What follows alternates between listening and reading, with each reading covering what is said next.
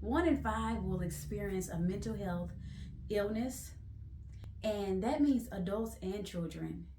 Mental health it's been on the rise. There's been a escalation of mental health disorders, and we want to be able to be an advocate for those illnesses.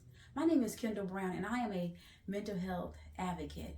I am a licensed professional counselor, a licensed chemical dependent counselor, a trained EMDR trauma therapist, and I want you to know that there is help. I grew up around addiction and mental illness, and I want us to kill the stigma that says that there's not help, that we're crazy, that there's a problem that we can't solve. While mental illnesses are not always curable, there is help, there is support. And I am an advocate, and I want you to be one too.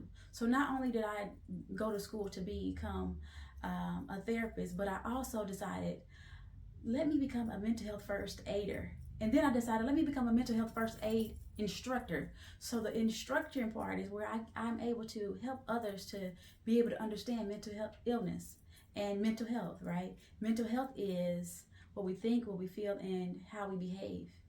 And when that is interfered with, when there's a struggle with that, it could be possibly a mental illness, right?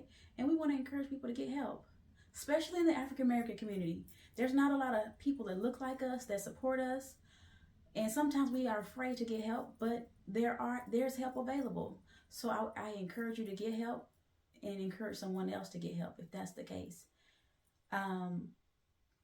We have to kill the stigma. We have to break the stigma. We have to be set free from the stigma that in the African American community that there's something wrong. There's something wrong with talking to a therapist, and there's something wrong with understanding mental illness.